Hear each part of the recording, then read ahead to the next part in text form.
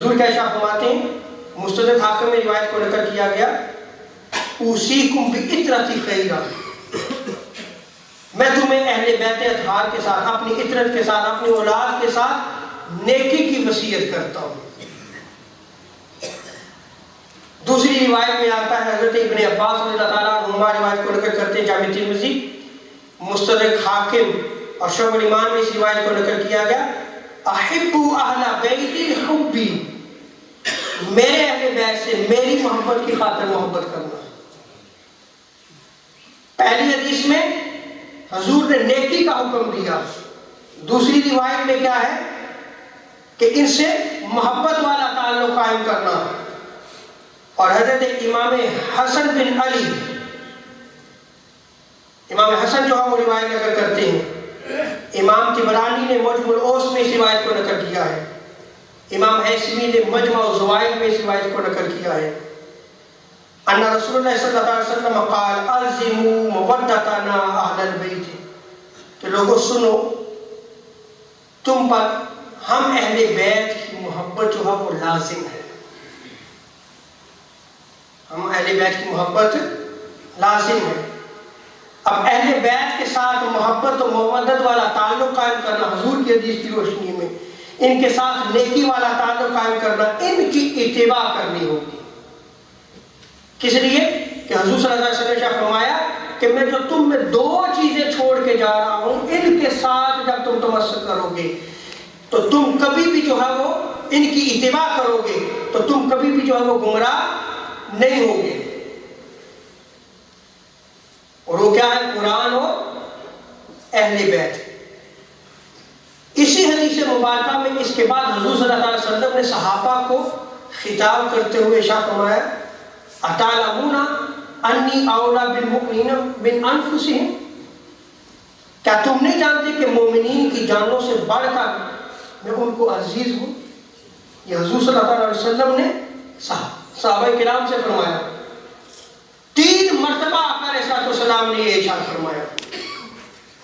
تو صحابہ نے عرض کی، قالوا نعم یا رسول اللہ، ہاں یا رسول اللہ ایسا ہی ہے کہ آپ مومنین کی جانوں سے بڑھ کر ان کو عزیز ہیں۔ پھر حضور صلی اللہ علیہ وسلم نے کیا ارشاد فرمایا، فقال من كنت مولاه فعلی مولا، کہ سنو جس کا میں مولا ہوں اس کا علی مولا ہے، جس کا میں دوست ہوں اس کے علی دوست ہے، جس کا میں والی ہوں اس کا علی والی ہوں، جس کا میں مددگار ہوں اس کے علی مددگار ہے۔ یہ آقا علیہ السلام نے اسی مقام پہ بیان فرمایا جہاں آپ صلی اللہ علیہ وسلم نے اہل بیت اطہار کے ساتھ تعلق کو مضبوط کرنے کا حکم دیا۔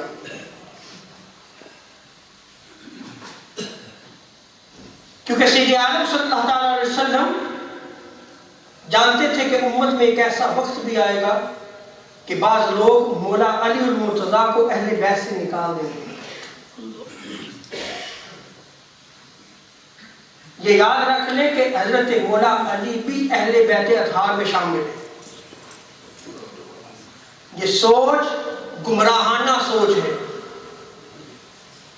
کیونکہ سید عالم صلی اللہ علیہ وسلم نے جب ان اہل بیت اطہار کا بیان کیا، جب پوچھا گیا کہ یہ اہل بیت اطہار کون ہے، تو حضور صلی اللہ علیہ وسلم نے یہ نہ صرف بیان فرمایا کہ وہ علی و فاطمہ و حسن و حسین ہے، بلکہ اپنے عمل سے بھی ثابت کیا۔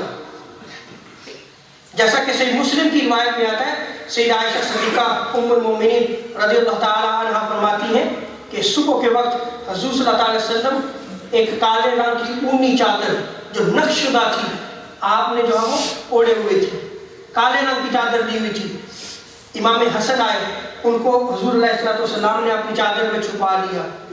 امام حسین آئے، ان کو بھی اپنی چادر میں جو چھپا لیا۔ پھر سیدہ کائنات سیدہ فاطمہ الزہرا سلام اللہ علیہا آئی، ان کو بھی اپنی چادر میں چھپا لیا۔ اور پھر جب مولا علی المرتضیٰ آئے تو ان کو بھی اپنی چادر میں داخل فرما لیا۔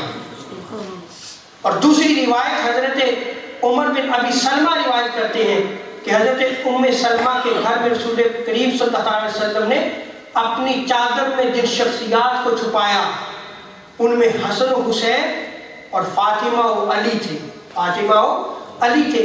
پھر جو ہے وہ حضور صلی اللہ علیہ وسلم نے فرمایا اللہم ہؤلاء اہل بیتی، اے باری تعالیٰ یہ میرے اہل بیت اطہار ہیں۔ وہ جو ہم پنج تن کا نعرہ لگاتے ہیں وہ اسی سے ثابت ہے، یعنی وہ جو چادر حضور نے اوڑھی ہوئی تھی، اب اس چادر تطہیر میں کتنے تن تھے؟ 5۔ یہ 5 تن ہیں کہ خود حضور علیہ السلام ہے، سیدہ کائنات فاطمہ الزہرا ہے، حضرت مولا علی المرتضیٰ ہے، امام حسن اور امام حسین ہے۔